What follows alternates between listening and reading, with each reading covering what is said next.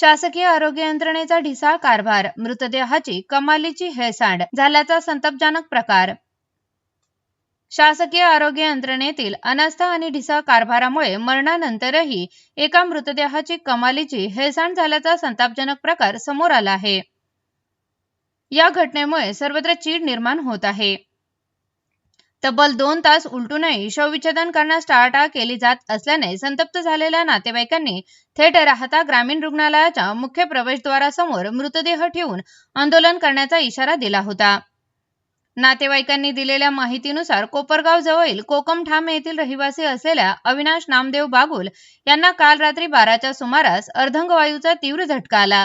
यापूर्वी त्यांच्यावर शिर्डी येथील रुग्णालयात उपचार सुरू होते, त्यामुळे त्यांना तातडीने शिर्डी येथील सुपर स्पेशालिटी रुग्णालयात दाखल केले। मात्र दुर्दैवाने उपचारादरम्यान दिनांक 14 जुलै रोजी रात्री 12 ते 1 वाजण्याच्या सुमारास त्यांचा मृत्यू झाला।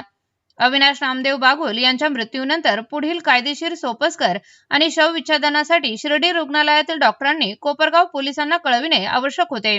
मात्र रुग्णालयाने ही माहिती देण्यास तब्बल 7 तासांचा विलंब केला आणि सकाळी 8 वाजता कोपरगाव पोलिसांना कळविली। माहिती मिळताच पोलीस सकाळी 10:30च्या सुमारास रुग्णालयात दाखल झाले।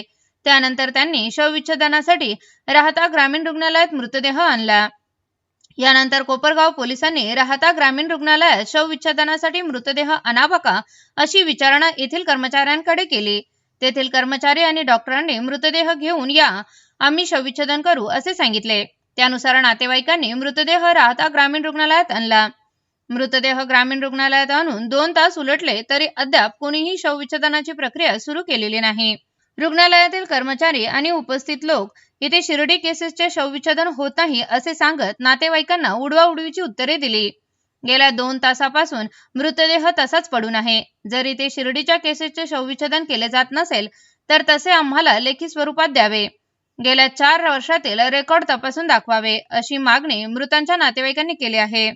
आधी आम्हाला शिर्डीहून राहता रुग्णालयात पाठविले, आता राहता रुग्णालय प्रशासन कोपरगावला जाण्यास सांगत आहे। एका मृतदेहाला घेऊन आम्ही किती ठिकाणी फिरायचे?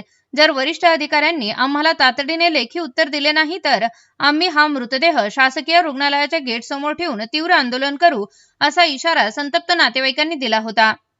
मात्र गेल्या 2 तासानंतर नातेवाईकांनी आरडाओरडा केल्यानंतर ग्रामीण रुग्णालयातील कर्मचाऱ्यांनी मृतदेहाला शवविच्छेदनासाठी घेतले। जर इथे प्रत्येक वेळेस रुग्णांना संघर्ष करावा लागत असेल तर रुग्णांनी जायचे कुठे? जिल्हा चिकित्सक या घटनेची दखल घेत काय कारवाई करणार का?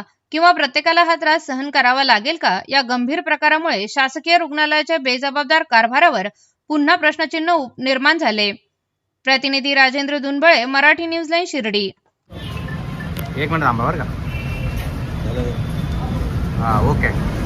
माझं नाव दिलीप देवराम सदाशिव, पेशंटचा मी काका आहे। तर पेशंटला रात्री 12 वाजता डोक्यात झटका आला आणि तो पॅरालिसिस सारखा प्रकार होता। तर यापूर्वीसुद्धा त्याची ट्रीटमेंट शिर्डीलाच चालू होती। तर मग तिथून परत त्याला त्या बाहेर गावून आणला आणि शिर्डीत ॲडमिट केला। शिर्डीत ॲडमिट केल्यानंतर 1च्या दरम्यान त्याचा मृत्यू झाला। मृत्यू झाल्याच्या नंतर तिथल्या डॉक्टरांनी कोपरगावच्या पोलीस स्टेशनला सांगायचं काम आहे ना की अशी बॉडी असं एक्सपायर झालेला आहे माणूस। तर त्यांनी ते सकाळी 8 वाजता सांगितलं।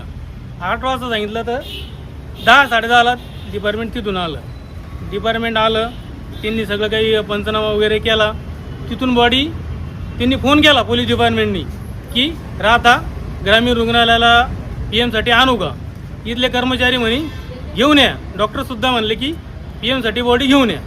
इथे PM साठी बॉडी आणली, 2 तास झाले तरी बॉडीला कोणी पाहायना सुद्धा आणि सगळे म्हणून राहिले की बाबा PM करतच नाही। म्हणजे याच्यापूर्वी राहताला ग्रामीण रुग्णालयात PM झाले नाही का? शिर्डीचे झाले नाही का?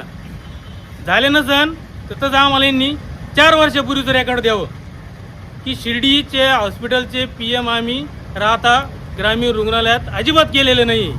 आणि आत्ता जर हे PM नसन करायचं यांना तर वरिष्ठ अधिकाऱ्यांनी आम्हाला पत्र आणि लेखी द्यावं की बाबा आम्ही हे PM करत नाही, नाही तर अन्यथा ही बॉडी आम्ही गेट समोर ठेवून देणार आहे।